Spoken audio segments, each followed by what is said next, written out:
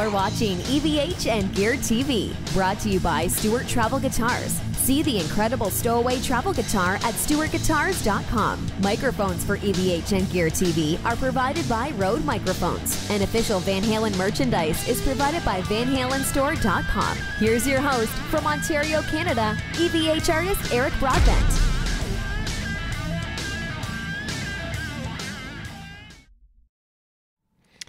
Everyone, happy Wednesday to you all. Welcome to a post-NAMM EVH and Gear TV broadcast, live broadcast. I hope everyone is well, and those of you that were at NAMM with us, it was nice to see you. A bunch of great people that we got to meet, and we're back home in the frozen tundra of Canada. Not happy about that whatsoever. As Junior will tell you, we had about 75-degree weather every day for the about 6 days, 75 to even 78 one day. It was very, very nice, and we did not want to come back home. Obviously, we missed home, of course, and Nocturnal Butterfly here ever so much, but we did not miss the weather. We come back into Detroit last night. I think it was minus 22 last night, minus 25 or minus 26 right now, so absolutely crazy.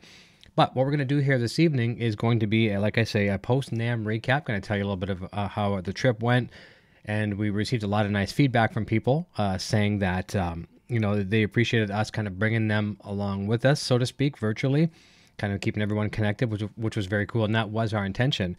Also, what I aim to do this evening is I'm always bad with the chat, and we all know that. I'm bad keeping up with the chat, so I'm going to try my very, very best. As a matter of fact, I'm going to focus on the chat so we can actually get everyone's comments and feedback and just read everything. There shouldn't be nothing I should miss this evening. So anyways, I hope everyone is well. Like I say, 9:02 here Eastern Standard Time. We're going to have some fun.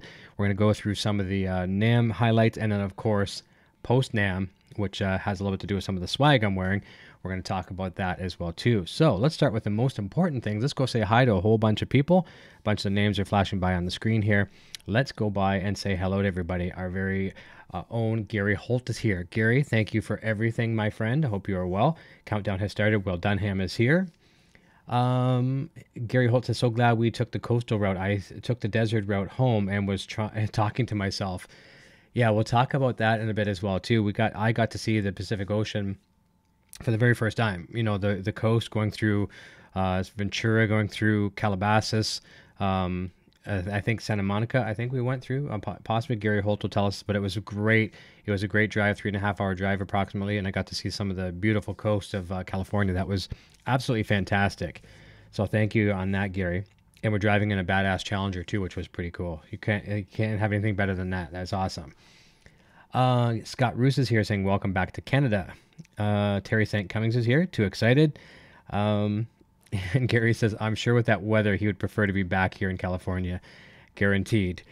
Scott Roos heading to Hawaii in April myself. That'd be a very, very nice, very nice trip. I hope you have a wonderful time.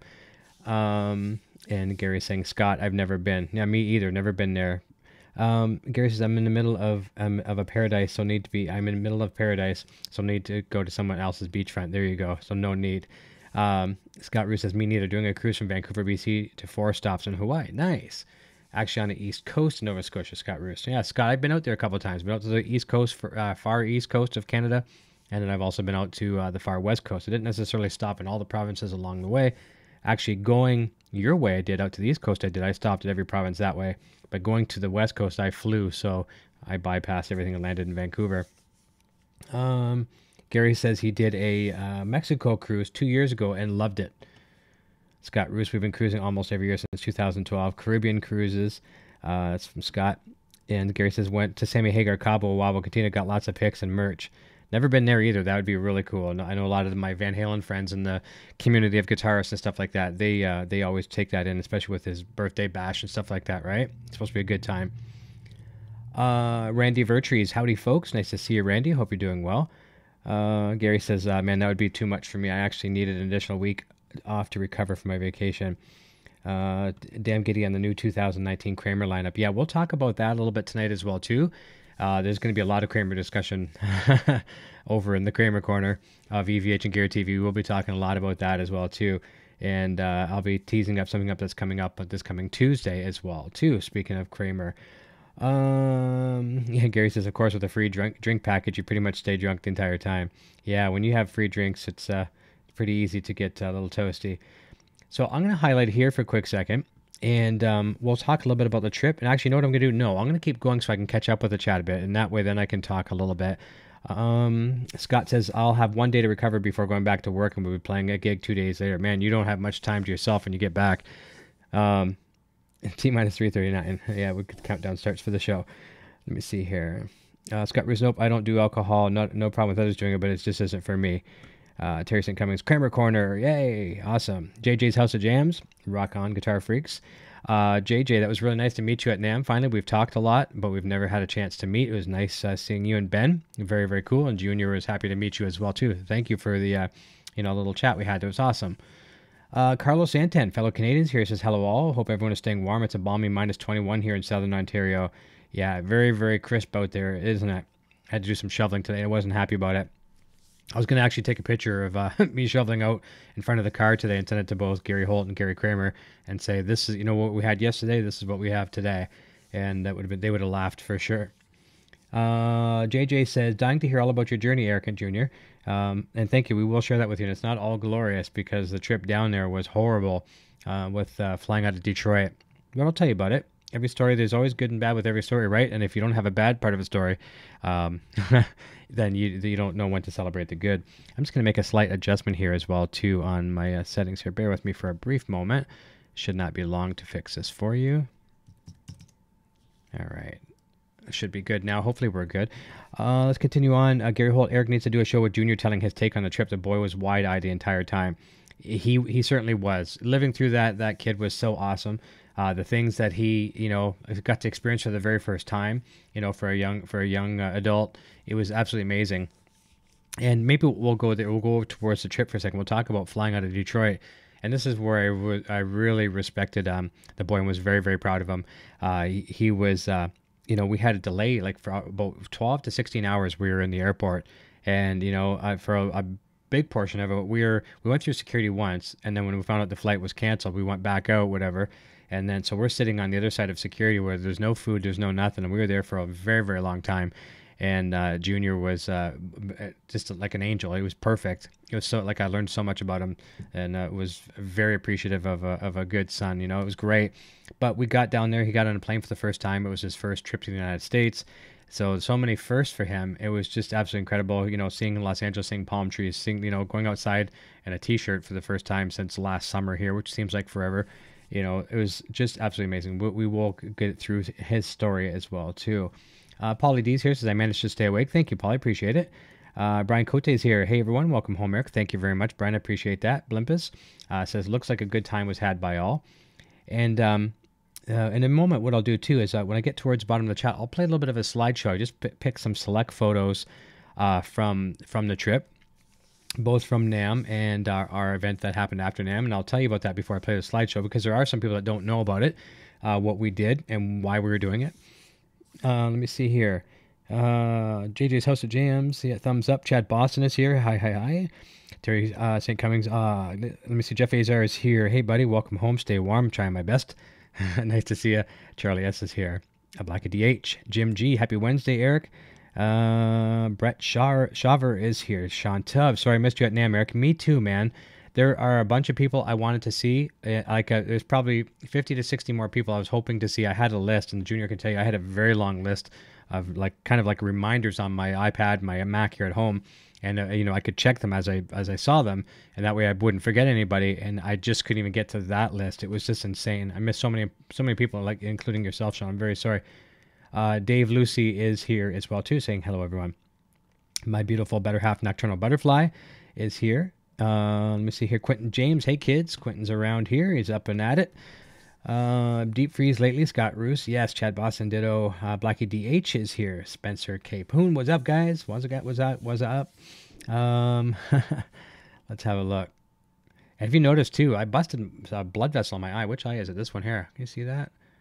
I didn't even notice it. I think it was from the pressure of the plane, because it happened day one. And I was talking to Nocturnal Butterfly by FaceTime. And she goes, what's wrong with your eye? I'm like, I have no idea. And I went to the washroom and I looked. I was like, oh my God. And it was horrible, literally horrible. It wasn't like a pink eye or anything like that. It was like a blood vessel. And now it's moved to the center of the eye. but I've been using like this really industrial strength, kind of like a Visine on steroids to get rid of it, and it's going away. But I'm noticing it on the camera there. So if you're looking at my eye, it's a little funky. Let me see here. Where do we leave off? Terry St. Cummings, Carlo Santin, Eric. What was your personal NAMM highlight? That's a tough one. Okay, I'm gonna go in kind of a reverse order. Well, actually, no, I'm not gonna do a reverse order. I'm gonna do it in proper order.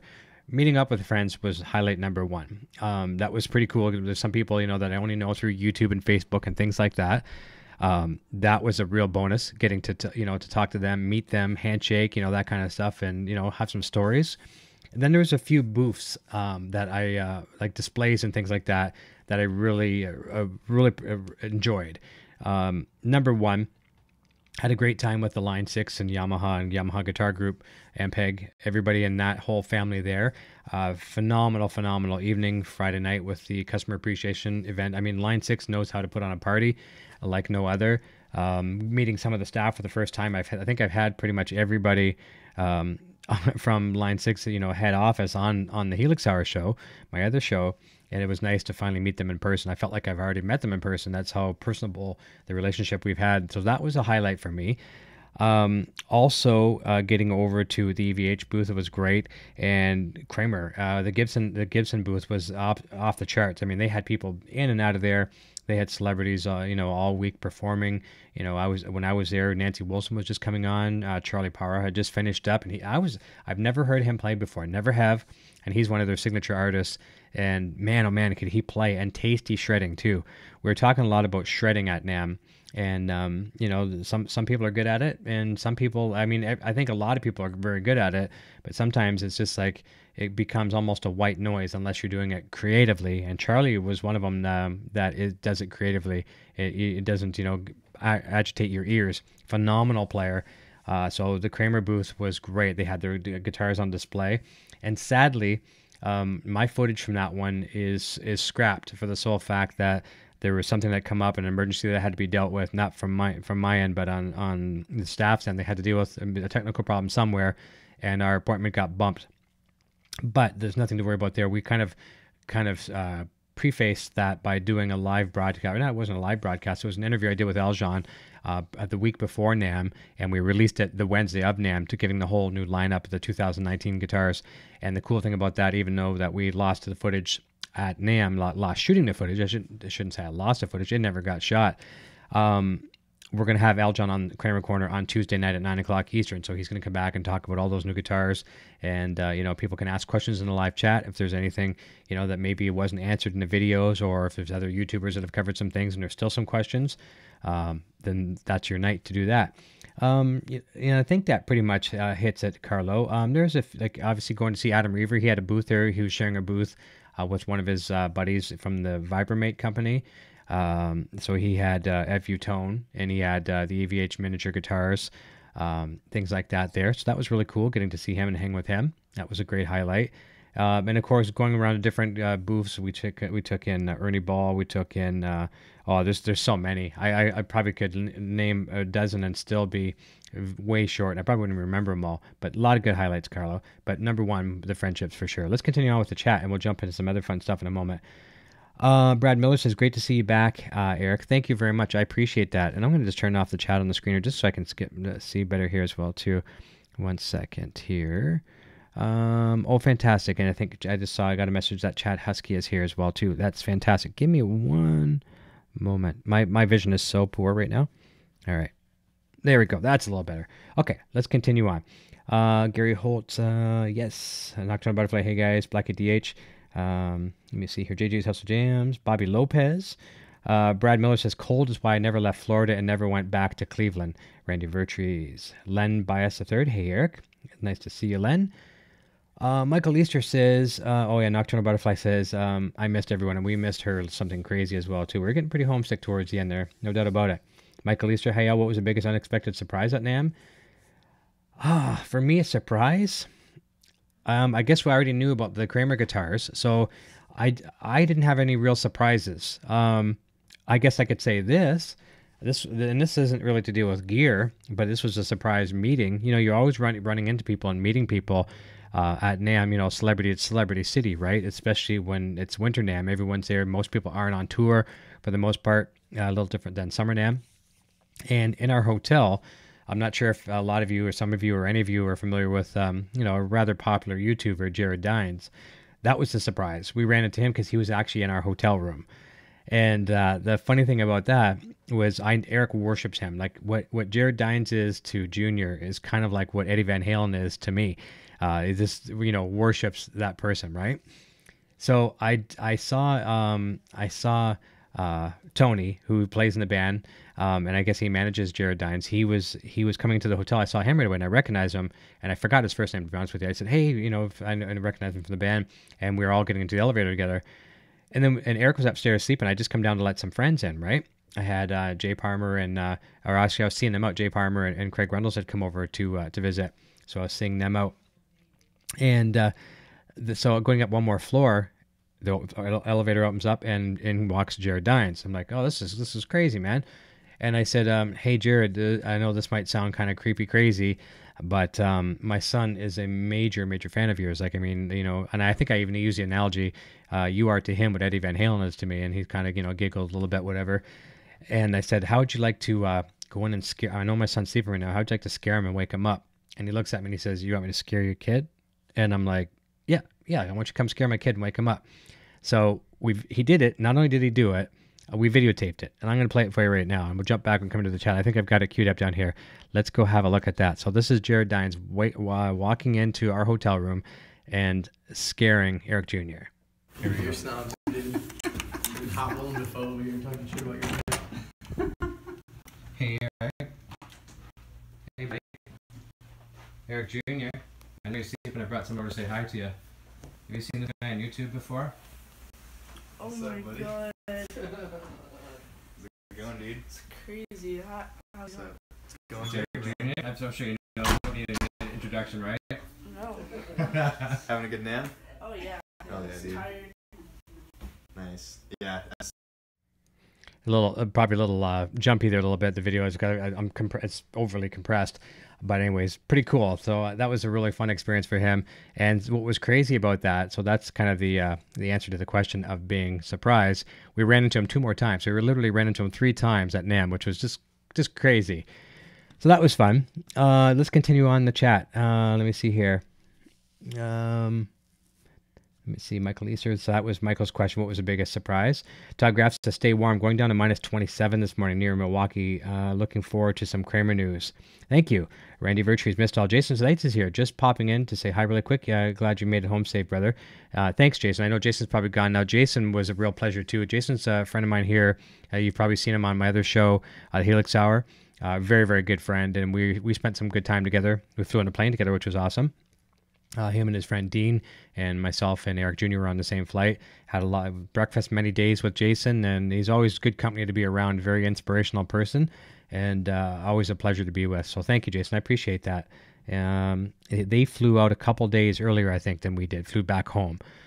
Paul Perkins, hey Eric, excited to hear about your trip. Thank you. Let me see here. And Nocturnal Butterfly says, Gary Holt, can't thank you enough. And Chad Boston says, still have a gift to make for you, EVH and Gear TV Network. Thank you. I appreciate that. I really appreciate that, buddy. Mark Damian Crooks says, what's up, guys? Brett Shaver, were you able to dodge Anaheim's tent city? Glad you're back. And Jeff Azar says, what's up, Nocturnal? Glad to have all the boys home. Yeah, I know she's pretty happy. Yeah, Spencer K. Poon says, talk about In-N-Out Burger. I did not go to In-N-Out Burger this time. Last time I was down there, did In-N-Out Burger like religiously, so I think I kind of substituted In-N-Out Burger with IHOP this time. And oh man, I'm so sick of IHOP. It's just too much. We went there too much. But the funny thing is, this is a fun surprise. I guess this goes back to that surprise question again too. So June and I did a live stream. I think it was possibly Friday night. I'm thinking. I'm going to say Friday. It was either Thursday or Friday. I want to say Friday. And it was late, and we were hungry after because we ate probably early supper, and then we did all that walking all day long. We were starving, so we said, let's go get something to eat. And I said, what do you feel like? He goes, let's go to the pancakes thing again. So we went to IHOP, and who's sitting right beside us is George Lynch from Docket, and obviously George Lynch, right? It was pretty insane. Got to talk to him for a little bit. He told us he had just come from a gig and he blew up an amplifier. He was we're talking some pedals he was getting and stuff like that. It was kind of cool. It was like probably only about a 25-minute conversation, but it was, well, I guess that's pretty long in some circumstances, because a lot of times people are just passing by, hey, thanks for, for a photo or something like that, whatever. This was a nice kind of in conversation. It was nice. I enjoyed it. And Gary says, it was my pleasure spending time with the boys, and we had a great time, and I really enjoyed catching a ride with Gary Holt back to the airport. It was fantastic. Nice conversation the whole way. Beautiful day. It was great. I know Junior enjoyed it as well too. So Spencer says, Kramer endorsed these in 2019. Did you meet some? I met Marcello all the way over from Vieira. I want to say Marcello Vieira is a friend of mine on Facebook. He come in from Italy. He's a Kramer endorsee. And then I did get to shake hands with Charlie Parra. I just said, hey, man, that was phenomenal. That's why he was really busy coming off the stage, handing off a guitar to some of the Gibson employees. I just said, hey, that was insane. That was great. And that was it. And I think that's probably about the only other artists I talked to. I did meet Mr. Shred, who, works with Kramer very closely as well, too. It was very cool because we're both kind of promoting the same way through social media and things like that. So it was nice to meet him. And I think he enjoyed the meetup as well, too. We're going to do something together soon. Have him on Kramer Corner. So that's about all I met there, Spencer. I didn't read much else in the Kramer booth. Blackie D says, good stuff at NAMM, Eric. Thank you. And I have a lot of video to edit. There's something I've got to get out first for line 6, and that's going to come out. I'm hopefully going to have that edited tomorrow and up tomorrow, and then I go through a big series of videos, and then there's a major long series video that I'm going to be doing, and I'll tell you about that in a couple of moments as well too. I'm actually getting almost down to the bottom of the chat, which is hard for me to do in this quick timing. I'm really surprised. Oh man, that's a tough one from Frank C. He says, good evening, Eric. Favorite Kramer guitar, favorite EVH guitar. Okay, so if you're talking new, I would have to say either the Jersey Star or the Night Swan. And I mean, those are two classic models that came back. That's a tough one. I mean, I like them all. I mean, all the models above the entry level, like, the typical, Strat style tremolo on them. I like everything. I like all of them, but the Jersey Star and the Night Swan. Now, as far as the EVH guitar, that one, I really enjoyed they had a new series of specials. If people haven't seen the video yet, Junior did a really good video at the EVH Gear booth. He was talking to product manager Matt Brown, interviewing him. And he showed all the new guitars, and that's pretty much all it was at NAMM for EVH this year was guitars. But they had 3 new specials, and there's a nice kind of metallic blue, and that I really, really like. So I'd have to go with that one, Frank. And it's just a special. It's not an American series. It's not a standard special, and I like that one. So that's probably my favorite. But old Kramer guitars, then now we're talking crazy stuff, because I got to play a lot of old Kramer guitars. Some guitars that even some people don't even know are in existence. And that was at Gary Kramer's place in person. And we'll talk a little bit about that as well, too. And I think I have another video, too, I can play for you guys, which you might like as well, too. I'll show you that in a second. Randy says, one of the dream guitars is a Kramer 84 in flat white. Yeah. And as Aljon was kind of talking about that, he talked about it on my show. He said it's kind of a template, if you will, if you want to put your graphics on it, if you want to stripe it. And he says, I don't endorse that. I'm not promoting people striping their guitars like Eddie Van Halen's, but you could kind of read between the lines. Here's a blank canvas. Do what you want with it. So people will like that. Let me see here. Continue on. Quentin James is 7 degrees here in Kentucky with 3 inches of snow. Hey, I'd still prefer that 7 degrees over minus 20 something. Yeah, Nocturnal says our furnace hasn't stopped running. Way to go, Junior, from Randy Vertrees. Let me see here. Hang on. Sean Pierce Johnson. Hey, man. And that's another person I did not get to see. I really wanted to see you, but we're going to hook up eventually somehow, somewhere. He says, welcome home, Eric and Junior. Appreciate that. Let me see. I am going to go down towards the bottom and go back up. How about we do that? Because I skipped a couple, and we'll catch back up. And I did play the Kramer, the 5150 at the estate, Carlo. That was very cool. Actually, no, you know what? I didn't actually play it. I held it. I didn't play because when we were there, we were on a bit of a time schedule. We had to jet to the airport, which was like 3.5 hours away. But I did get to hold it, take pictures front and back with Eric Jr. as well, too. And we'll talk about that whole trip here in just a second as well. Sean Close says, "Hey Eric, you're back." Yes, I'm a little late. Any new pedals that stood out? Not a heck of a lot in pedals, and I obviously did go around to some of the booths. Now I went to Boss, wasn't really focusing on pedals at Boss. We were looking at their new speaker, like their load reactor and things like that as well too. Looking at that stuff, all kinds of cool stuff there. But it wasn't really pedals. We did go to Wampler, MXR, and Strymon. Strymon's got their new really cool tape delay kind of thing. It's really awesome. A lot of presets, stuff like that. It's going to really make the old analog echo type people and tape echo people happy. And of course, they make fantastic stuff. Let me see here. Yeah, Terry St. Cummings says Vivian Campbell Night Swan. Indeed. And I guess Vivian Campbell was there, I think possibly the Wednesday night for the VIP thing. And he was very excited about that guitar. And I think he had said something along the lines of he wanted one. So that's kind of neat. Yeah, Gary says I will be editing for weeks. That is very true. Let me see here. George Cara says, good to have you back, Eric. Great to finally catch you live from Australia time. Thank you. Appreciate you tuning in from Australia. Looking forward to seeing some of the NAMM highlights. In love with the new Green Burst color Wolfgang. Yeah, that was really cool. And I think they call it like a burl top. Very cool. I like that one a lot. Let me scroll back up a little bit here. That Lynch pick was awesome. That's from Randy. I appreciate that. Let me see here. Randy says, I'm creating a beard and mustache, oil and balm line soon. Anyone want to throw names at me? All the hail the mustache king. And let me see here. Yeah, I'm just going to message back here. There we go. Okay, let's see if I'm missing here. Wills Wham says, great show. Never miss a show. Thank you. I appreciate that. Dave Lucy, this is cool. Let me see here. David Jorgen Peterson says, I watched you and many others at NAMM. No Dean or BC Rich this year. Yeah, that's right. I didn't see them. I thought Dean was there though, to be honest with you. Maybe not. I guess I'm wrong on that. Let me see here. Brett Shaver says, I kicked around buying FU upgrades. Do they really make enough of a difference to drop that kind of money into it? Yes, I do recommend it 100%. And here's where you can save yourself some money. If you don't want to jump in and do the whole upgrade like I do on every one of my guitars, I kind of have I don't want to call it a kit because they're not sold in kits. They're sold in pieces. It would be really cool if Adam put together a kit, and maybe there'd be like a couple dollars savings if you put everything in a bundle as opposed to buying them all individual. But just buy the brass block, depending on the size brass block that you need for your Floyd or whatever licensed trem that you have. Speaking of Floyd, we'll have a look at one in a minute.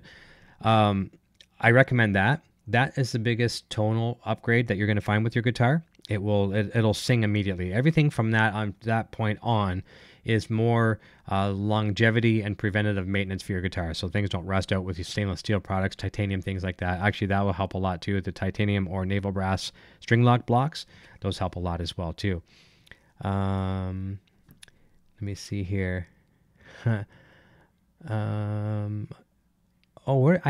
totally missed Chad Husky. I know. Oh, there he is. He says, hey Eric, great to hang out with you at NAMM.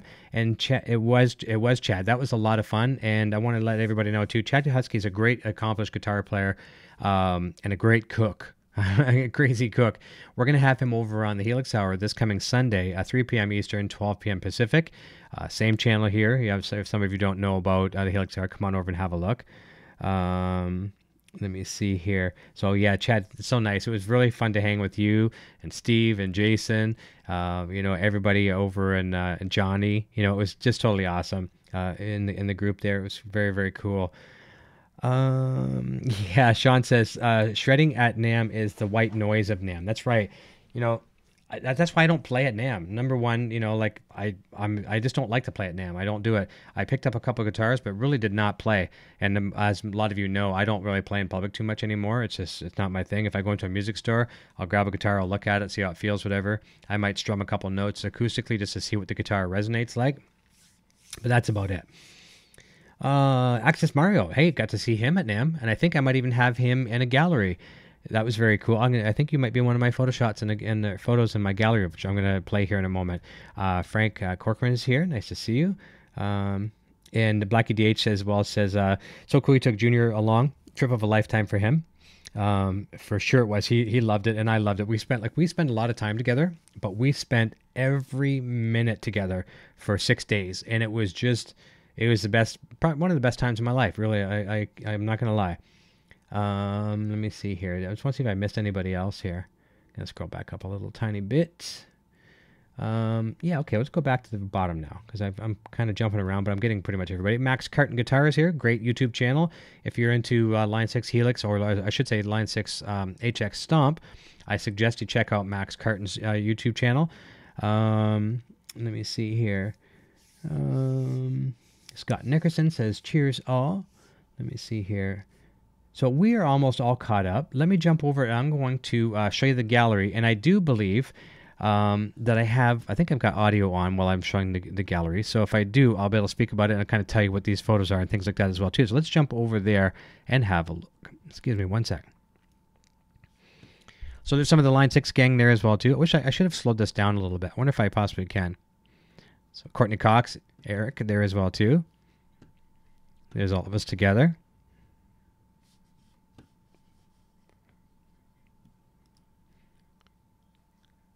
Nick Bell from Line 6 and his better half.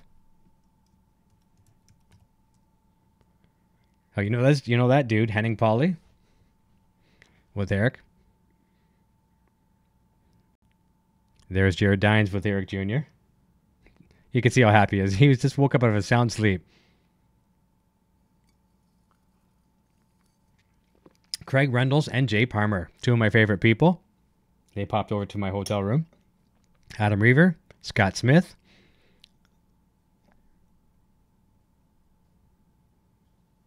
I just had to photograph that. I thought that was pretty cool. Eric Jr. caught it, and he says, check that out, Dad. And I was able to snap it pretty quick. There we go. There's myself with Jared Dines and Jared's girlfriend and Tony. That was fun. That was like the second time we met him. John Lukemeyer from Facebook, friend of mine. He's done some great things. He did the Rock and Roll Fantasy Camp, played with Kiss and a bunch of other cool stuff. Jaden James and Ben Coombs. There you are, JJ. Ben Coombs, nice to finally meet you. There's Eric getting in on the action.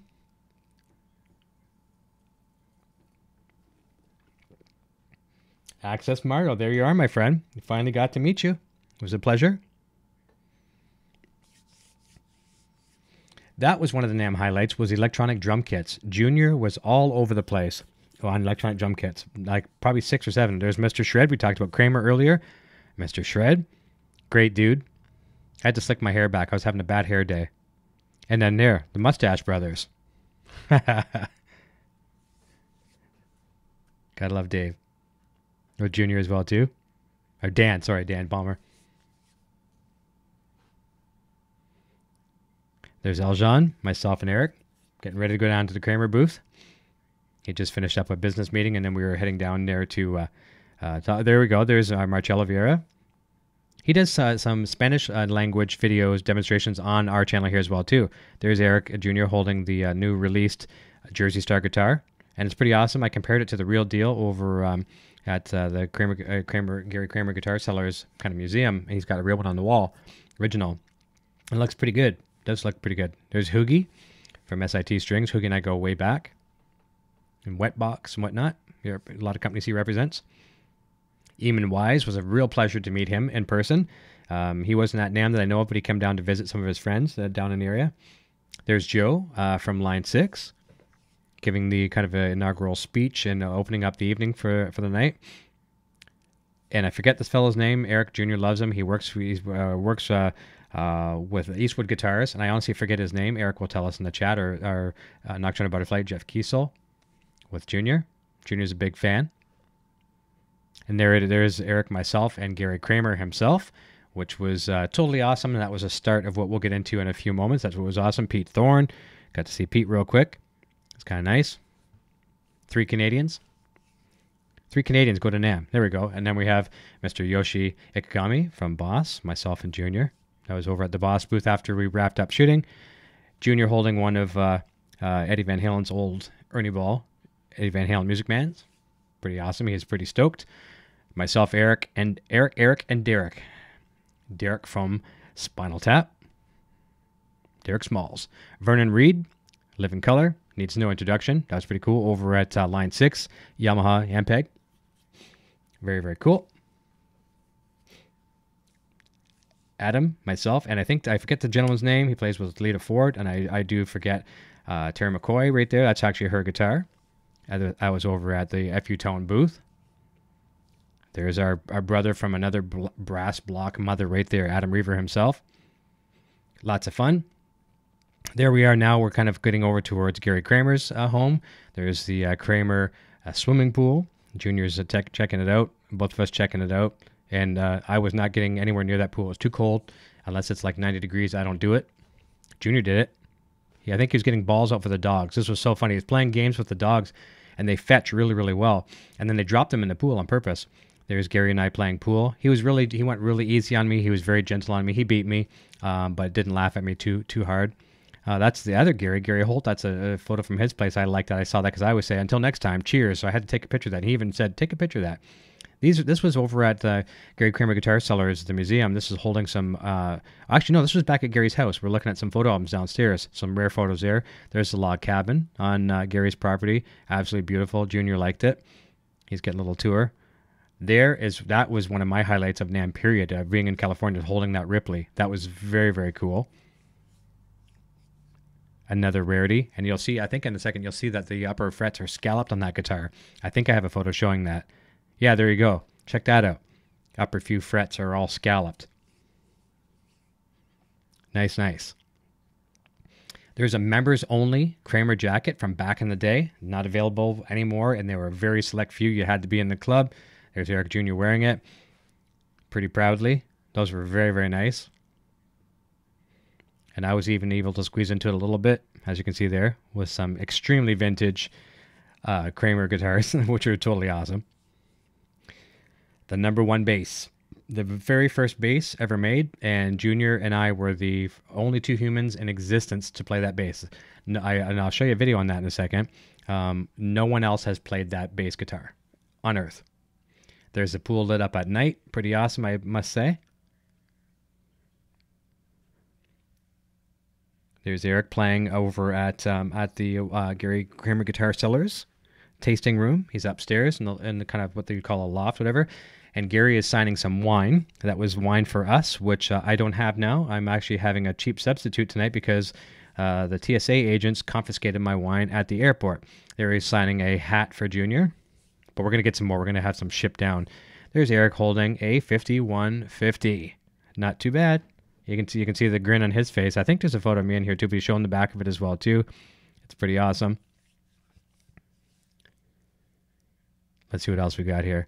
This was, okay, now we're going to reverse order. This was trying to get out of Detroit to LA. We had 50 or more trucks on the ice. Yeah, literally on the ice. There's Robert Baker trying to get all the ice off the runway so we could take off. So Eric got to meet Robert Baker for the first time, and I did too, which was really, really cool. A big fan of Robert and what he does. He's a good dude. He's positive, and we need more of that on YouTube for sure. Steve from Boston, another a great gentleman. I like him a lot. It was very cool with Junior. We ran into each other quite a few times. Myself with Steve as well too. Great respect. Love him. He's great. Rudy Sarzo, very, very cool gentleman. One time when I had him on the show, after the show, he stayed on the show for about 20 minutes after the show and taught Junior some bass riffs on his bass via Skype. It was pretty awesome. Myself with Rudy again. Kind of nice. Very nice gentleman. That was over at the Orange booth. Rob Cunningham from Daddario. I love Rob to death. He's a great guy, well respected in the industry. Everybody loves Rob. And of course, Matt Brown, product manager for EVH. Eric did a phenomenal interview. I was very, very proud. And that's Matt is who I speak with all my artist relations. There's Rob Johnson. Rob Johnson and I go back. A lot of people know him through the shows. Rob and I go back 25 years or more, way back in the day. And then there again, there's the Helix group of guys. Steve Serlacci, Johnny Lee, Chad Husky over to the right, myself, and Eric Jr. And here we are back at the beginning. So let's jump back over to this webcam for a second. And I'm going to play the video of Junior playing that guitar or that bass at Gary Kramer's place. We'll talk about how that came to fruition. Okay, so we're back. And I got some delays too on my webcam. I don't know why it's doing that tonight, so we'll have to get through it. We're going to kind of go backwards in the chat here a little bit. And let's see here. Randy Virtue says, one day I will save up for an 84 Kramer. I will be doing a 5150 tribute. That's cool. Very nice. Very nice. David Ennis, hello, Nocturnal Butterfly. How are you doing and how are your family? Cheers. Let me see here. Quentin James, Steve from Boston is a great guy. He's saying yes for sure. And Randy says, what a dream for both of you. Screw TSA. So here's the thing with that. So we had, we're going to talk a lot right now at the moment about, well, hang on 1 second. Let's go back up. The driver says, Kramer Corner suggestion. Gina Gleason of Baroness. She used a Bumblebee Kramer on an episode of 2 Minutes to Midnight show. Played Hot for Teacher in the house band. You can see on YouTube. That sounds very familiar. I'll have to look that up. That probably is on my radar. I think I may have seen that. And Leon says, saw Facebook pictures with EVH Kramer original guitar. Was it really one of Eddie's? That one I believe is a replica. I believe that is a replica guitar. Let me see. And Leon also says, I made it. EVH and Gear TV game. Hope all are well. Okay. So, better than a week at Disneyland, Randy says. I agree. I agree 100%. I might do some Disney next time, but didn't get a chance to do it this time. All right, so let's go down to the very bottom, and let's talk about, Chad's Popcorn was awesome, JJ saying. Yeah, and apparently there are only a couple bags made at Chad's Popcorn. Chad Husky's Popcorn is known for NAMM. It's almost like people go to some of these events just to partake in this popcorn. Chad sent me multiple bags. I think he sent me almost like one of every flavor he makes. And the best popcorn, flavored popcorn. But the thing was they got lost in shipment or something happened. I forget what it was. So only a couple of them showed up, and it was a real bummer. But at least people got some of the popcorn to try it there at NAMM, and that was the highlight for people as well too. Gary saying, look at the hat and the T-shirt. Yeah, we're going to talk about that right now. And Leon says, Rudy Sarzo, what a great man. My dad toured with him all through the Aussie days and said you could not meet a nicer guy. I agree with that 100%. And first of all, that's very, very cool that he got to tour with him. And I'm glad to hear that it's other positive stories as well, too. I've never heard a person say a bad thing about Rudy, for sure. So let's talk about what happened after NAMM. And trust me, there's a lot of videos coming from all the reviews I did at NAMM. Those will be coming out very, very soon. A lot of fun stuff. Then there's a major one that I have to edit that's going to take some time because I don't know how many part series this is going to become. It could be as little as 2. It's certainly not going to be one video because it's going to be a long one. Let me see. I'm going to highlight some because that's a good question as well too. It's going to be at least a 2-part series. Depending on how much I put into it, it could be a 3 or a 4-part series. I can't see it being much longer than that. But this is a very funny story. And, you know, so I don't always believe the first things that come my way. Sometimes when people send me comments, I get a lot of comments on Facebook and YouTube and all these different entities. Social media will say, people will comment on stuff. And sometimes, you know, hey, great show or this or that, blah, blah, blah. Or, hey, I can get you so-and-so on your show. And I have a circle of trust that is about like this. And it's actually now it's about like this. So I have a very, very small circle of trust, and I don't necessarily believe, I never believe the first thing that comes my way.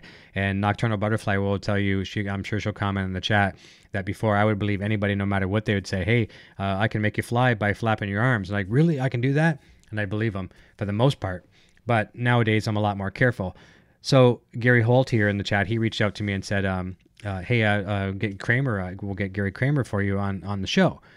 And I'm like, yeah, okay, sure. And I even told Gary Kramer this story as well too. I'm like, yeah, so I didn't believe him the very first time that I heard from him. And Gary messaged me a couple times. You know, we can get you Gary Kramer on the show. I'm like, yeah, okay, thanks, awesome. But you know, I kind of just moved along, right? Because you don't want to get excited on these things the first time you hear from them, because never get overexcited for something until you feel it out, you know, check it out, you know, get some references, so to speak, and things like that. But this was one of those ones where I'm glad I pursued it, because eventually it turned into a friendship in many, many circles. It's a really awesome friendship. So this was funny. Apparently Gary Kramer was watching Kramer Corner. And actually, no, this is a fact, because he told me this from his mouth. And he says he forgets who I had on, but he was watching the show. And then Gary Holt is his friend and says, do you know anything about this Kramer show and this other guy? You know, this guy, me, right? And I think Gary had said, yeah, I think I've seen some of his shows, or at least a couple, whatever. And so he goes, well, get a hold of him, reach out to him. And so this is back in November. I would say roughly in November. Gary Holt will confirm Yeah, or Gary says, or a serial killer. That's right. And he's not a stalker. And I know Gary now personally. I can attest that he's not a stalker or a serial killer. He's a good dude with a very, very good heart. I got to meet him and his lovely wife at the Kramers, which was great. But so anyways, we're talking, and Gary Kramer says, I want to come on your show. And I'm like, okay, that's awesome. So, and then Gary Holt says, here's his phone number. Call him. He's expecting your call.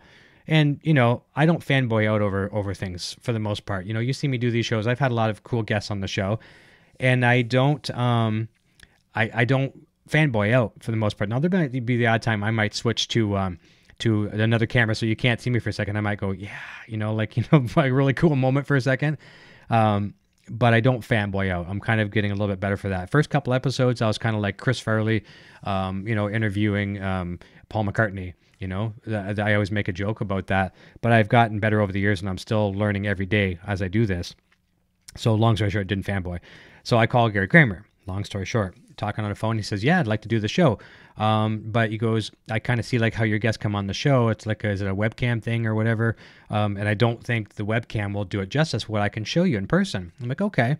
So he says, how about you and your team? And everyone knows my team is myself, Eric Jr., as far as the video production, stuff like that. And of course, Nocturnal Butterfly here. She handles everything management-wise for the shows, 90% of the communication, all that kind of stuff, and just the support. But the physical production team is Junior and I. So you bring your team out here. And I'm like, okay, well, we're talking over 3,000 miles away. And so my heart kind of sank, right? I was like, okay, well, this isn't going to work. So I'm like, okay, well, that was good while it lasted.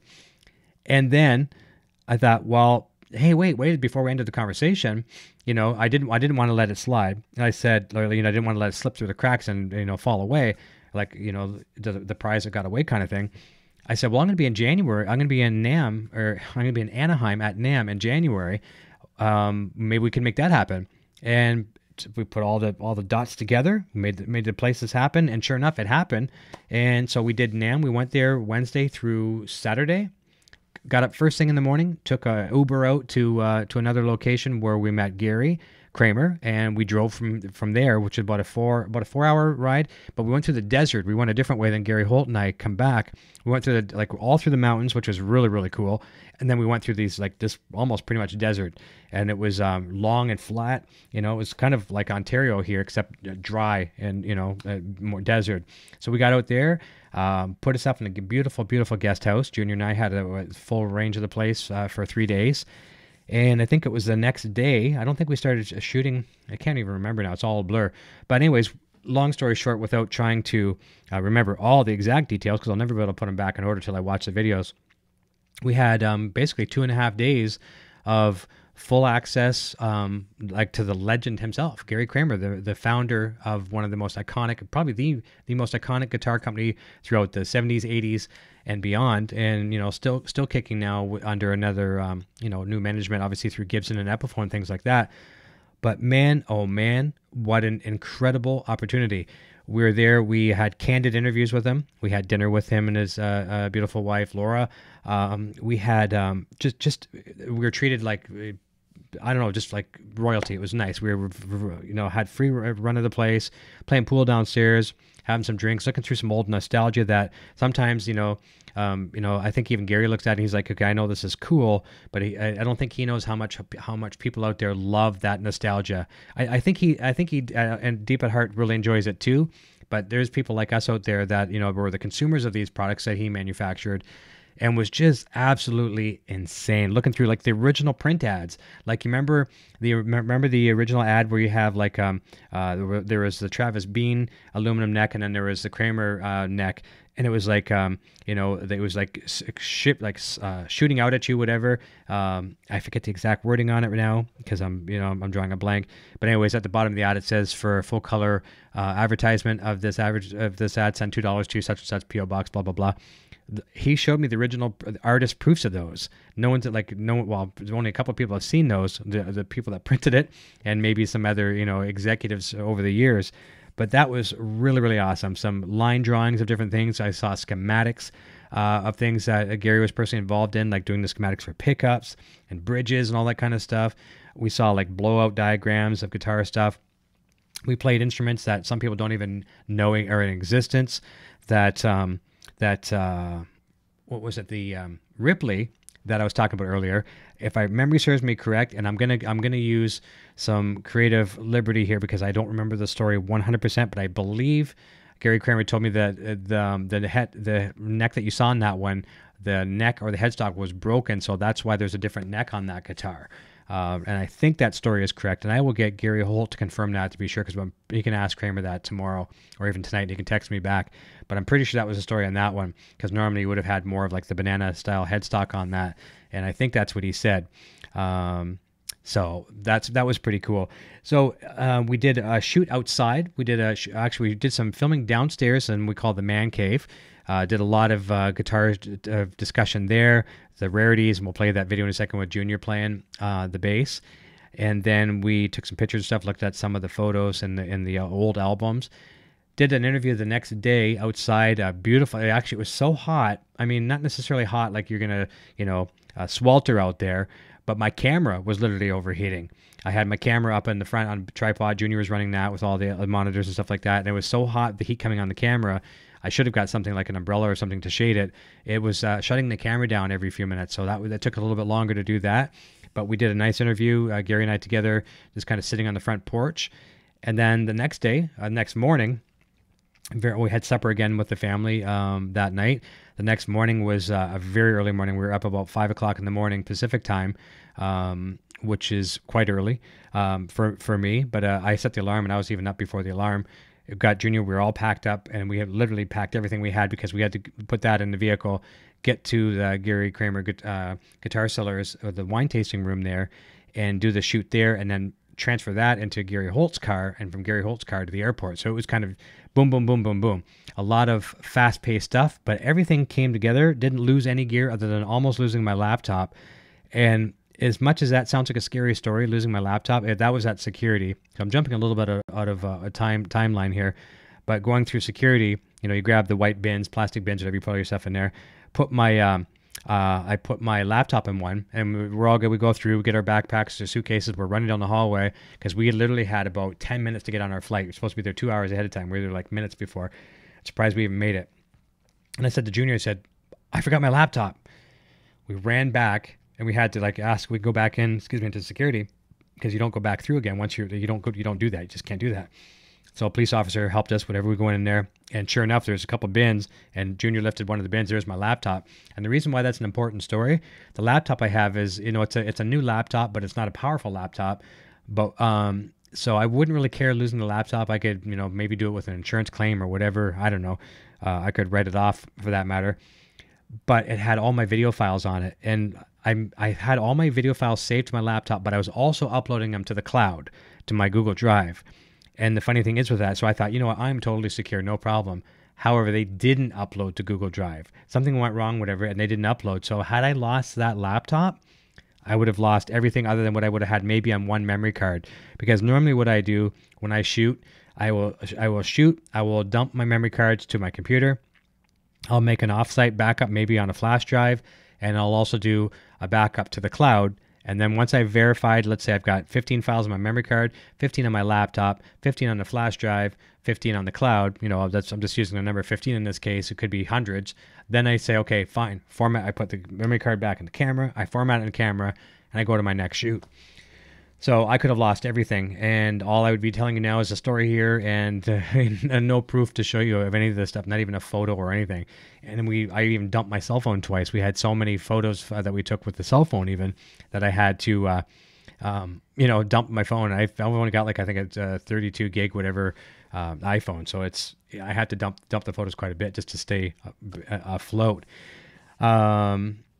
So anyways. We get to the Gary Kramer Guitar Cellars, and I really encourage you to check it out as well too. It's a very, very awesome facility. Some of the best wine known to mankind. Got to have some really cool IPA there. I believe that's what it was, 5150. It was pretty strong. I had that early in the morning to sample of that. That kicked my butt. But so because of the shenanigans with the wine, and here's the story with that. If I checked it into my carry-on, right? And I had it wrapped in, and I didn't hide it. I told them at security, there's wine in there. I had them wrapped in jeans and some clothing and stuff like that. Just, you know, because we were traveling, we had such tight packed stuff. We had gear, all kinds of camera gear. Like I brought a lot of camera gear. People saw some of the gear I was bringing. They thought, you're bringing all that for NAMM? I'm like, no, that's only a portion for NAMM. What you're seeing there, I mean, I'm only using a portion for NAMM. The rest is for Gary's place. I needed multiple cameras, multiple mics, you know, we're each wearing lapels and that kind of stuff. So there's no way I could fit extra stuff. And Gary gave us quite a few things to bring back home, and we're trying to make this all fit. So I had it in carry-on. And they brought it through, and they said, nope, you can't take it. Sorry, or whatever. I'm like, oh, bummer. And like, I was a little bit more upset than that.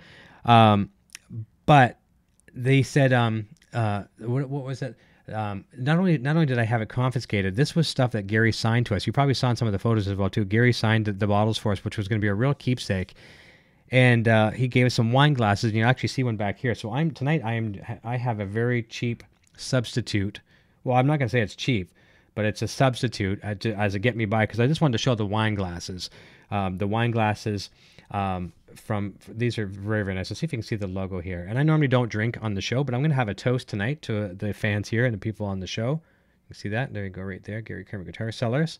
Very, very nice. So this is certainly not one of his wines, but it's a wine, and I'm going to be celebrating when I get some others from him. We're going to have some shipped down, and I'm sure Gary will sign a couple more for me this time as well too. So cheers. They're very, very nice. I'm going to go through some of the swag that he gave us, okay? So he gave us a double set of these very beautiful wine glasses. And, you know, someone drinks a full one of these, and you're going to have a bit of a light head. Gave us a couple of these really nice Gary Kramer Guitar Sellers coasters. They're like marble, and kind of can see the texture. He gave us one in black, and I gave Junior the white one. I like the black, and white looks really nice. Junior has a really nice white desk upstairs. Everything's white up there in his room. So that looked really, really nice on his. The Gary Kramer Guitar Sellers corkscrew, bottle opener, the whole shenanigans right there. Pretty much everything you could ask for. Some stickers. Junior's got the most of them. I always give Junior the bulk of things, and I always like him to have the most. And I just want a couple things. So I think Gary gave us like 6 or 8 stickers. A couple stickers. I'm gonna start doing some really cool swag back here with all the Gary Kramer stuff. It's very, very cool. I don't have a wine bottle in here to show you, but there you go. The headstock look familiar? That's actually a wine bottle topper, like that. And I'm quite surprised. All the things I bring through security, okay, and they took my wine. Oh well, it is what it is. We'll get some more. Then he's like, he opens up a drawer. He's like, oh, do you like Floyd Rose tremolos? And that's like, do you like candy? And I'm like, yeah, I like Floyd Rose. So it's gonna. He said, oh, take whatever you want. And he's like, there was a silver one and a black one, and of course these are German made as well too. These are the real deal. And I said, oh, let's grab a silver. And I said to Junior, we'll use this for this project guitar that we're working on. And Junior says, no, let's get the black, because what we're going to be doing, a dip on one of our guitars. We're going to do a special paint job on one of them, and it's one of the Ernie balls, and we're going to do that. And Junior says the black one will look better. So sure enough, he was right. The kid's always right. Him and his mom are never wrong. Well, he's occasionally more wrong than his mom, which is never, and he's not as wrong as often as I am. So a full blackout Floyd Rose, original deal. Brand new, and not that I can see it, but made in Germany. It's probably upside down, but if it doesn't say it's made in Germany, it's not made in Germany. So this is a good one. So we got that. Also got some custom Gary Kramer pickups. Got a dual set of humbuckers, which these will actually go on that guitar as well too. See if I can pull them off a little bit. Typical humbuckers. So those will go on that guitar. And then, of course, nice little Kramer backplate. We'll put that on something unique. I won't put it on the Ernie ball, of course, but I might put it up on the wall or something for decor. Very nice. So, I mean, and of course, the swag I'm wearing right now, Junior got a real nice hat. I think Junior got a black one and got his signed. So you can see the logo here as well, too. The shirt, which on the back has a giant logo.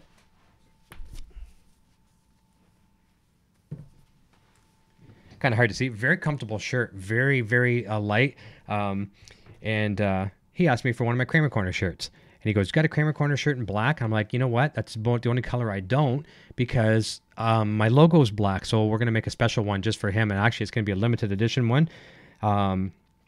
And we'll do probably, I'm either going to do a white on black, or I might do I like this kind of color scheme he has here.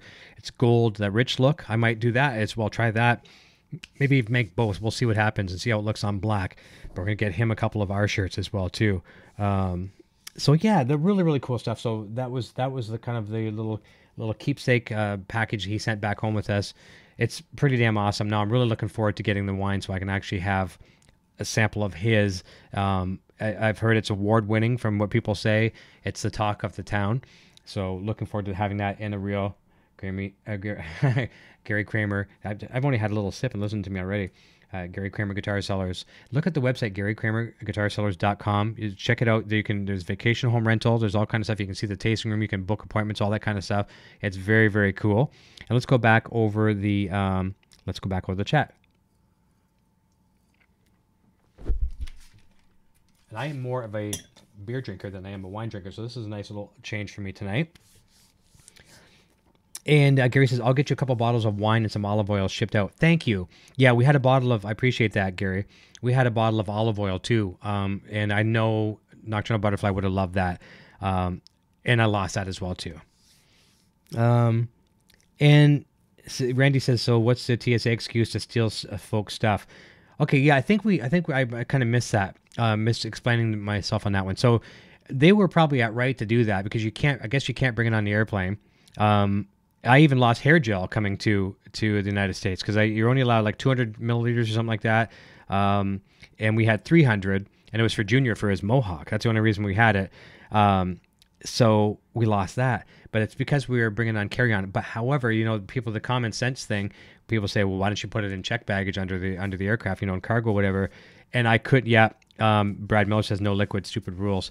The reason why I couldn't, even if I had the world's best bubble wrap, I had tons and tons and tons of solid steel tripods, heavy duty tripods, video tripods for my camera gear. And I'm surprised my tripods didn't just tear my suitcases apart to begin with, because they're newer suitcases, but they're certainly not something that you would travel the world with 100 times as a regular traveler. I'm surprised they didn't rip through the suitcase as it was, but all it would take is one bump, and you know how those guys out there handle that luggage. It's like, "Hey, Bob, catch," and they throw it, tumble, tumble, tumble. My suitcase would have arrived in Detroit with a water trail of wine. I guarantee that's what would have happened. It would have been broken, shattered for sure, and the wine would be all gone. So it was heartbreaking. And the fact, actually I told the TSA agent, I said, someone's going to enjoy that. And I said, on top of that, they're autographed by a legend. And, they weren't guitar players. They didn't know anything about what it was in the history. I'm just like, you have no idea what you're confiscating. But more power to you. And you do not question the TSA agents. You're at their mercy. They were very nice. They we were joking with them and stuff like that a little bit too. And to be honest with you, they were cool with us. It could have been a lot rougher. So it is what it is. And like Gary Holt says, we'll get some shipped and we'll be back in business. So Spencer K. Poon says, will you be going to Summer NAMM? You know what? I'm starting to think about it, because I normally don't do Summer NAMM, but I'm thinking this year we just might. I know Nocturnal Butterfly is already making some plans. So, and I really, my goal is to have her at Winter NAMM again next year. I don't want to talk that far ahead, because we just got back. But you know what? That's the way we roll. We make plans early. I think next year I may try to do a 2-week or at least a week and a half trip, so we can kind of have a little bit more prep time for NAMM, that kind of stuff. And Nocturnal Butterfly will join us, which will be fantastic. Oh, in the candle. Yes, I forgot a candle as well too, because Gary says the candle got to Nocturnal Butterfly. A beautiful, beautiful scented candle. Probably about almost as tall as that wine glass.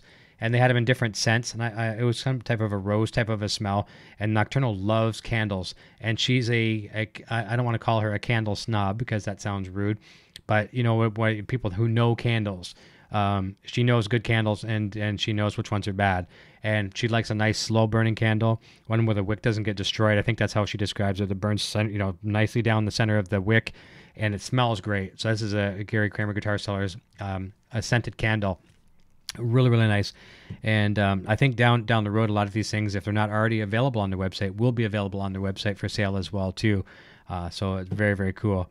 Randy says, look on eBay for your wine, Eric. Yeah, you know what? That'd be a funny joke, wouldn't it? We could look it up and see if it's there. It very well could be. And Brad Miller says, yeah, they took Ben Coombs' chain from his wallet. Yeah, Nocturnal Butterfly was telling me about that. And I hear Ben had some hassles, and I really do feel bad for him. I heard part of the stories, and kind of breaks your heart to hear the trouble he went through. It's no matter what. Spencer says, I'll buy you a beer in Nashville. Sounds good. I'll look forward to it. Nocturnal Butterfly says, yeah, choked everyone up. I can't wait to look on eBay to see if it is there. Let's go back up a little bit. So it wasn't TSA's fault, it truly wasn't. I shouldn't have brought it on, but I really didn't have any other choice. Like I mentioned, I couldn't have put it underneath. It would have shattered. Andrew Redda says, thought your boy did a great job. Well done. I dig the channel. Cheers. Thank you. Randy Virtue says, you're an awesome dad. Thank you. I appreciate that. I really, really enjoyed the time with Junior. And as Gary Holt said a couple times throughout the chat too, you just saw his eyes. It was like this young man, and I don't say child anymore. He's a young man, growing man. He was just taking in everything. And whatever he wasn't taking in and absorbing, I was as well too. I was like a little kid. I was like 12 years old. You can ask Gary Holt. We're driving and he's driving back, and I'm like, I don't know how many times I said, "Oh my God, that's beautiful," this and that. Seeing things that I've never seen in my life. Like, cause I was in NAMM before, but I never got to see the countryside of California, and especially the coast.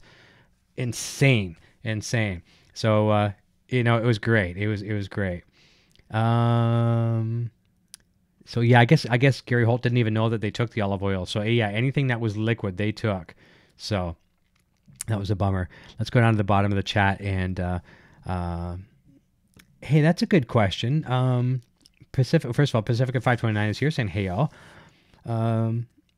Jim Dale says, did you discuss Gary to sell his wine through the LCBO here in Ontario? It was years before I could get Cabo Wabo tequila and Sammy Hagar's rum. And Gary Holt saying they're looking at different options. That would be really cool if we could have that as distribution in Canada. That'd be awesome. Never even thought about it, to be honest with you.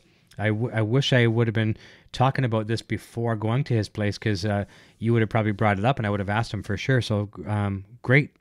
Dan Wilhite here says, hey Eric, I know Gary is not with Kramer Guitars now, but I remember seeing a brand called Gary Kramer Guitars. Do you know if he is still building those? Okay, so Gary Holt, don't answer this question. Don't answer this question, because I know you know the answer to this, and I know the answer to this. I want to refrain from answering that question now, because that is a question I did ask him in person, because we talked about it. I talked about like when he made some beautiful guitars. I mean, rock and roll shredder guitars. Amazing players. And I played some of them as well too, and you're going to see them in this video I did. There's countless guitars he's made for some pretty important people as well too.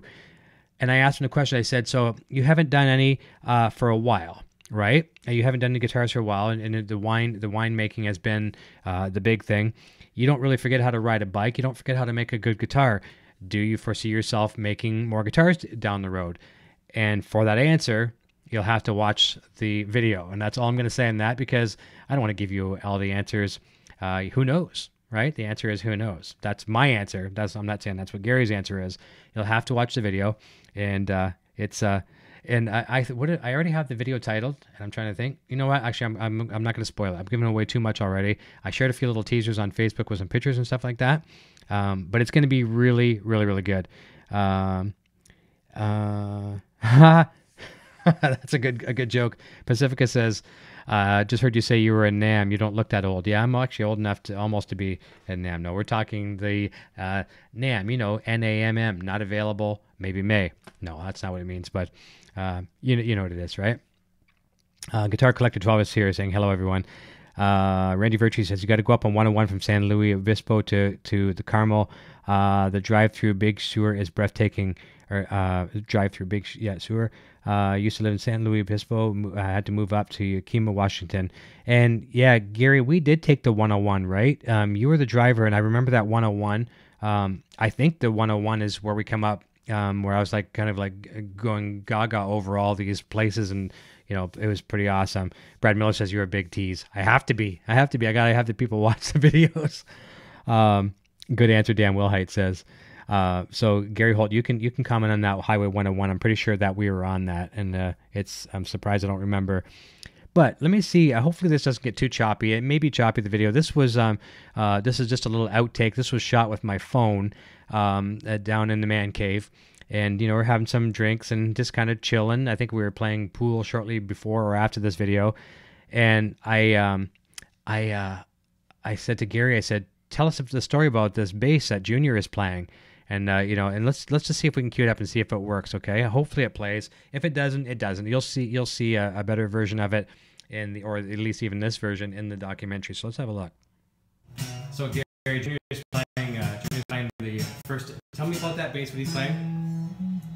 He's playing bass number 1, very first bass we've ever made. That was given to me, and no one's ever played it before except Eric Jr.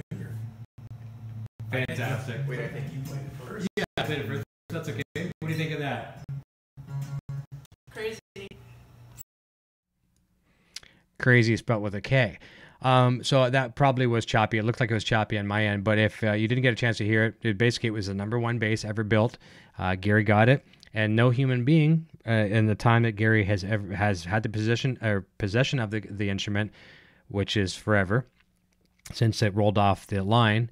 No one has played it other than Eric Jr. and myself. So that was pretty hard to even digest. That was a pretty awesome experience. It really was. It was almost like walking in Neil Armstrong's boots from Walking on the Moon, whatever. I mean, to me, that's kind of the same deal. It's pretty damn awesome. And Gary Holt says, I'm in Paso, but Big Sur is up north. Beautiful drive 101. That's for JJ's House of Jams there. Says, Randy Virtue says, I live for this show. Thank you. And I live for you awesome people. I really, really do.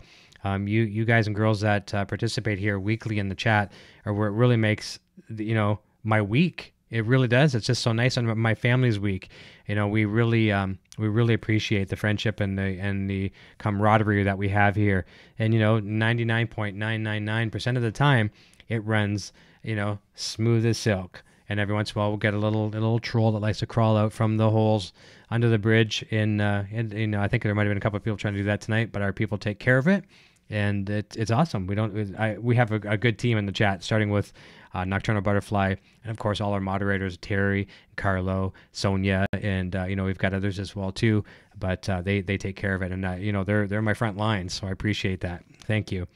Let me see here. Randy says used to live in Eslo, Los Osos, and Morro Bay. I miss it, just too expensive. I imagine it could be. Yeah, and Terry says it was choppy. It will. So I was pushing that at a really high resolution. I will compress that down. I'll shrink it down to a better resolution, and I'll post it. Actually, for some of the people that do follow me on Facebook, I have it on my Facebook as well too. So it's on there and it plays okay. Scott Roos is back. Randy Virtue says, I played for a job at Ernie Ball, and when we lived there, didn't get it. And let me see here. Rick Hefner, hey everyone, sorry I'm late. Was lost in my guitar jamming. Hey, you know what? When you're jamming on your guitar, don't ever stop.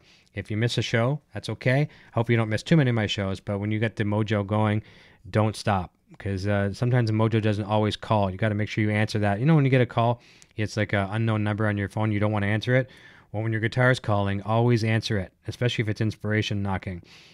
Pacifica says, you do a great job. Love the channel. Thank you very much. I appreciate that. And I love your name too, Pacifica. I love Yamaha Pacifica guitars. Gary Holt says, Kramer got anthrax, but was a trooper for the interviews. Yeah, he was. His voice was really bothering him. And, he knew we probably wouldn't have another opportunity for years to do this. So he weathered through it and did a really good job. And it was a complete pleasure. And Gary, if you are watching this evening, I know you're maybe still sick, but I know Gary Holt will relay this to you as well. To you and Laura, please, thank you so very, very much for the hospitality that you shared with Junior and I. I mean, it was just absolutely amazing. We'll never forget it, and I know he will never forget it. I'm getting old. My memory's going to probably slip in another 10 years. He's got a lot of years ahead of him to remember those stories and the experiences. I think one of the, believe it or not, is, he really took in all the nostalgia of the guitars, but playing with the dogs, that was awesome, you know. And I think his favorite was Poppy, you know, throwing the ball and the chew toys, and then just having the dogs drop them into the pool, and then looking so depressed, like I just dropped my toy in the pool, but they're doing it to get us to they're playing us. Those dogs were playing us totally. So we get the toys, we get them, we throw them, they bring them back, they drop them in the pool, and that pool was cold. There was a few times we're just reaching with our arms trying to get them in the shallow end and stuff like that. It was cold. Junior did jump in, and then he went over to the hot tub, so it wasn't too bad going from cold to hot. Brian Jackson, anyone stop by the Boss Waza amp? No, I did go by Boss. Did not look at the Wazas. Let me see where else we got here. Gary Holt says he worked at Ernie Ball back in the day. I think he was winding strings and doing the pick stamping. That was very cool. Quentin James says, can I stay in Gary's guest house? I promise to clean the pool and play fetch with the puppies. Well, that's pretty much, I guess, all you'd need, for sure. Randy says, I applied in 91 and 92. And I'll share some more of the pictures with you, Quentin, and other fans as well, too. I plan on working on some nice photography into this documentary that we're doing as well, too. So there'll be some breaks from the interview. We'll do some, some nature shots there of the property and stuff like that as well, too. And then some of the, the nostalgia of the guitars, and that we'll share that as well, too. Lots of good stuff coming. And I hope to have that done in a week and a half, maybe a week if I'm lucky. But I don't want to rush this because, you rush editing and you either miss something really, really, really good, or you leave something and it's a blooper or something like that. And I want to take my time and do this right. I was giving basically an opportunity of a lifetime. And this is something where, you don't always have to be that first to the finish line. You know what I mean? And I know no one's going to come in and do something like what we've done. There's nothing to worry about that way. But there's no prize for first place in this thing. Just take your time. Do it right, and that's what I plan on doing. Poppy, Curly, and Sammy. I forgot. Yeah, so I think I remembered Curly, and I forgot Sammy. So Poppy, Curly, and Sammy, beautiful dogs. Pacifica 529 says Pacificas are great. People don't know about the higher end models, but the cheapies are good too. And Brian says no word on the Steve Vai tone capsule. No, I do not know anything about. I don't know anything as far. I heard talk of this. But I don't know anything more about it. And so I'm not going to lie and say I do. And he says, thanks for taking my question. You are very welcome. Let me see here. Randy says, Eric, can you say hi to my wife, Stephanie? She's watching. Well, hello, Stephanie. It's nice to have you joining. I hope you're having a very lovely evening. And I appreciate you taking time here with Randy tonight to watch the show. It's my pleasure. And maybe sometime there might be some other things for you here on the channel to check out as well, too. I'm not sure if you always watch guitar stuff, but if you don't, we've got a really cool Rocking Dead thing on the channel here as well, too. It's kind of a discussion on the Walking Dead TV show. Maybe check that out. But you know what? It's just nice to have you here. So, hello, Stephanie. Let me see here. Randy Vertrees. Okay, it's all good. And hey, you know what? I do things in all caps sometimes too. I honestly do. It's all good. It's all. There's no real rules. And I don't know, Spencer, as far as the Waza amp, as far as I was under the assumption they were still being made, but I don't know everything within the inner workings of Boss. So I'm one of those guys that I never say, oh, I think I know, blah, blah, blah, blah, blah. No, if I don't know, I'm going to tell you I don't know. I just do not know. And sorry, man. Sorry I don't have the news on the tone capsule. I'm sure there's probably several videos out there. If we search it on YouTube, I'm sure there'll be some people talking about it. Some of the bigger gear channels, I'm sure, will have some information. I agree. It's all good. Let me see. Am I missing anything else? Oh, this is cool. Jim Dale says, next time you go to NAMM, would you consider volunteer assistant producers to add to your team? I would love to go to California and NAMM one day and help out for the experience. I'm hoping so. I'm hoping so, Jim. That is something I would like to do as the channel grows, and it may not be by next year, but never say never. I do plan on expanding this to a much bigger level, so I can have some people come and travel, and hopefully be able to fund them, pay their way, or at least offset some of their costs somehow, whatever. But I would like to do that. So I have someone as a cameraman, because it's too much. Even with Junior and I, it was still too much. and getting it from appointment to appointment, getting set up and stuff like that, it can be an overwhelming task, and the walk and all that kind of stuff is a lot on the body. I actually had to buy Dr. Scholl's Dr. Scholl's insole, or what do you call those things? I forget what they're called now. Inserts, whatever. For the shoes, for my Eddie Van Halen shoes, I should never wear those shoes to a convention. They're not a comfortable shoe for a long walk. They're nice and stylish for a quick night out, but not for a NAMM. So I had to buy the soles for them. But yeah, so long story short there, Jim, I will, that is something I will entertain for sure. As the channel grows, I have to grow with the channel first to be able to make that happen. But we're putting a lot of steps in place to make this channel grow.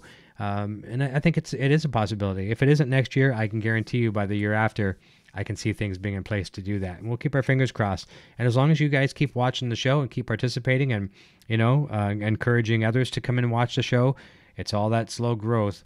And, it's kind of viral in a very small way. But, the bigger the channel grows, the more opportunities that we'll all have that way. So awesome.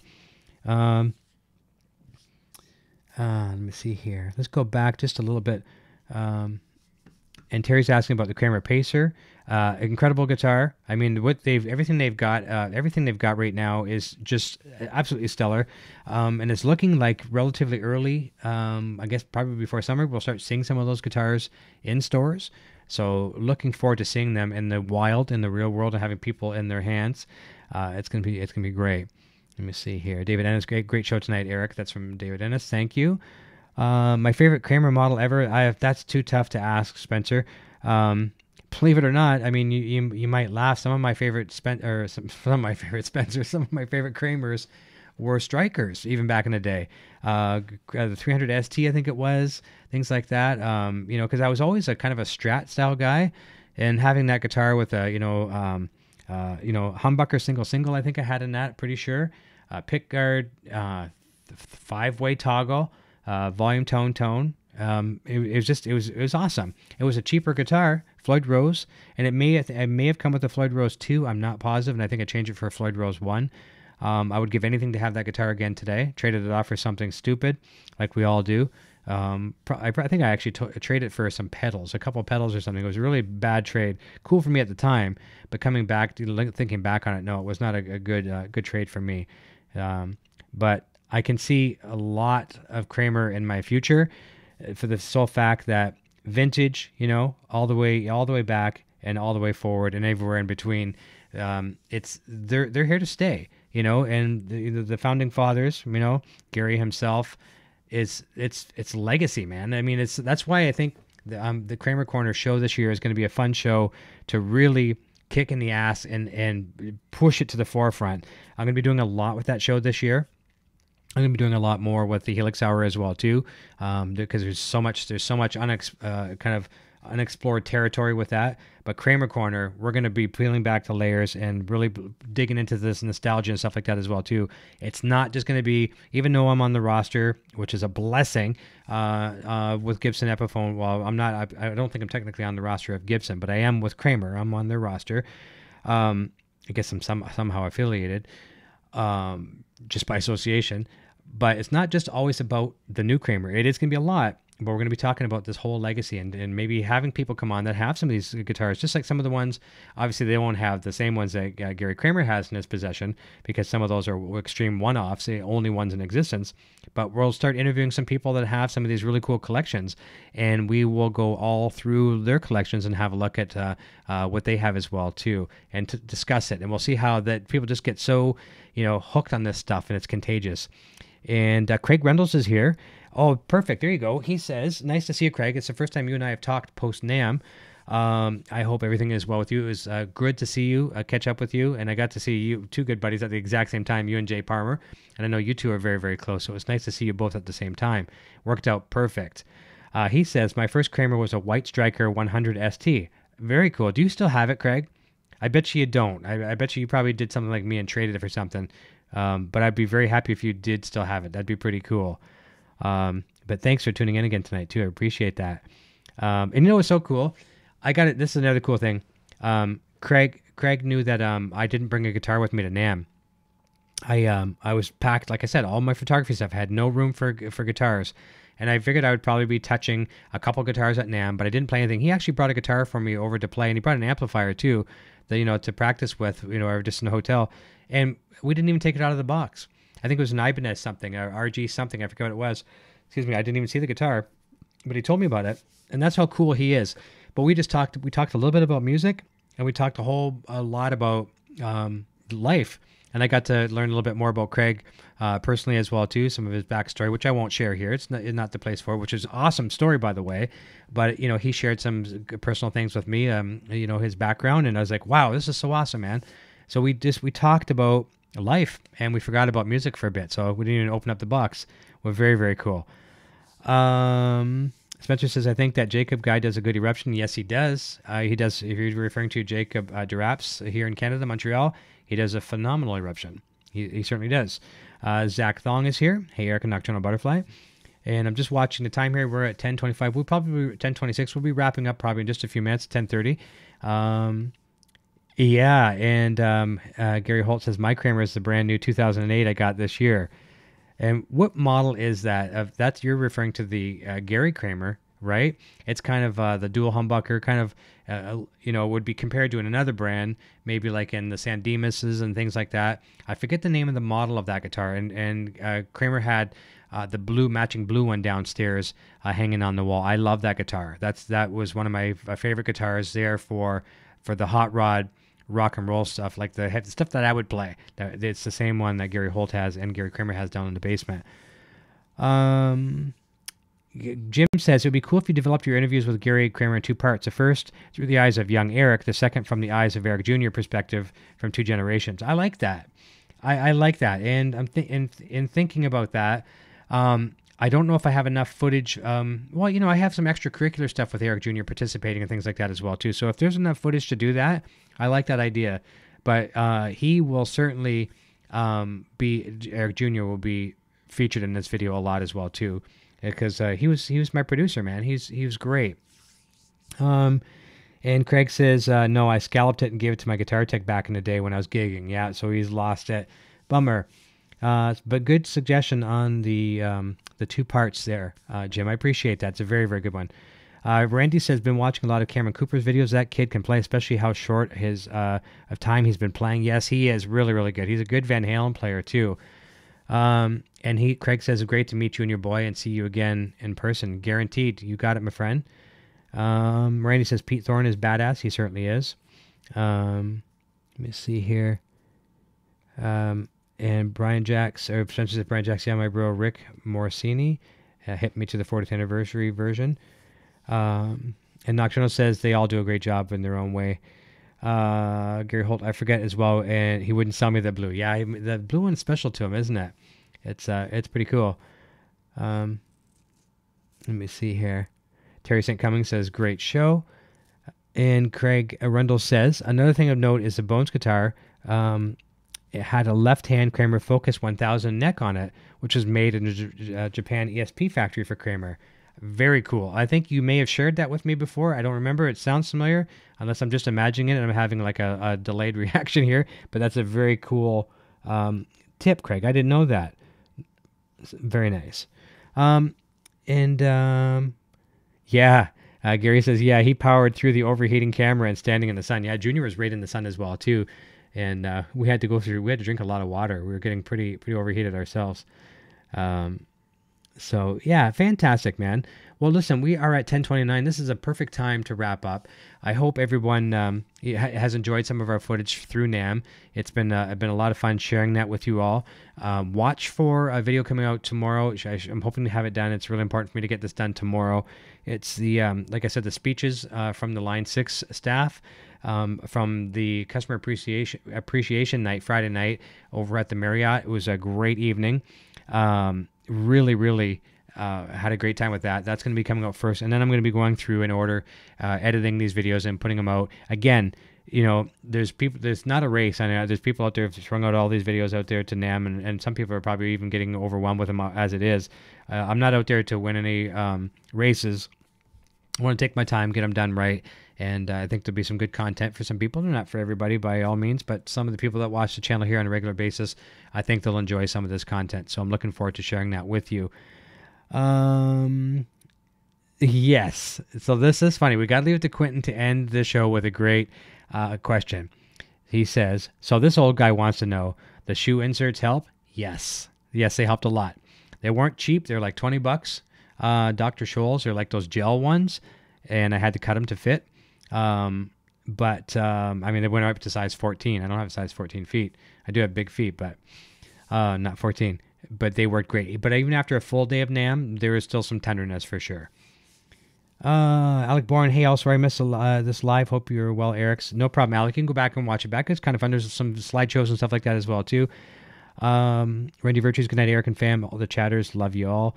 Brian Jacks, thanks. Spencer K. Poon, stay warm.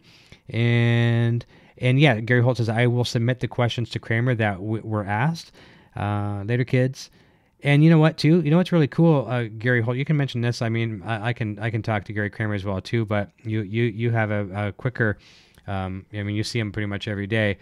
Maybe now that we've done the formal interview with Gary, maybe now that we don't need to show all the bells and whistles that we're going to be showing in the interview, maybe we'll get Gary on here some night as well, too. Get him on a webcam if we can sit down at the camera for a little bit, and we'll do an informal fun. We'll just talk about the legacy and stuff like that. Talk about all the cool stuff that people really love, all that nostalgia. I'm not going to promise everyone that because I don't know if Gary would want to do that, but we did get the big formal one out of the way, and that might set up the future for him to do that. It'd be really fun. Randy Virtues, good night. May you all have 6 dream dreams. I like that. I might have to start using that, and I will credit you, Randy, for that's very cool. Brian Jack says, thanks for doing the show, Eric. You are very welcome. We're going to jump out of here, and don't forget, over on the Helix Hour, Sunday at 3 p.m. Eastern, 12 Pacific, I've got Chad Husky, who was in the chat earlier today. He's a great individual, cool dude, a good friend, and I think we're going to have some laughs and talk about some Helix products. Talk about some cooking, which is phenomenal. Him and Nocturnal Butterfly here. I mean, man, they could do some wonders together with food, and we're gonna have lots of fun. And Gary says he thinks he'd be fine doing that, but it'd be very, very cool. Brian Jack says can't get enough EVH. Lots of stuff coming here on EVH and Gear TV as well too. Trust me, in 2019 as a year, we're going to be really putting some fire under all these channels. And I don't mean channels. I mean little sub channels, whatever we want. That's maybe the better word for it. Here on the channel, we've got EVH and Gear TV, which is the parent channel. We've got the Helix Hour, Kramer Corner, and Rocking Dead, and we plan on pushing a lot of those things really hard and getting some more viewership and all kinds of good stuff. I want to thank everyone for subscribing. I want to thank everyone for participating and just being really, really cool individuals. We're blessed to have you. Last question of Greta Van Fleet thoughts, Eric. I love them to death. I do. I talked about them with Gary Holt in the car yesterday. I think I talked about them with Gary Kramer in the vehicle. Love them to death. So there you go. We're a Greta Van Fleet family. As a matter of fact, I've already spoke to management to have Jake on the show, and their tour is insane. It just never stops. We get a hole in the tour, we'll have them on the show. So looking forward to that as well too. So good things coming. We will see you very, very soon. Thank you so very much for everything you do here, and lots of stuff coming from NAMM starting tomorrow through probably the weekend. We'll see you real soon, everyone. Until next time. Cheers. Hey, you're still here? Eric Jr. here, reminding you to check out our full lineup of quality merch. Available right now in the Broadstash Boutique. Quality products and fast shipping. Visit broadstash.com today. I am now on Patreon. If you enjoy my content and wish to support my channel and what I do, then please check out my Patreon page at patreon.com/EVHGearTV.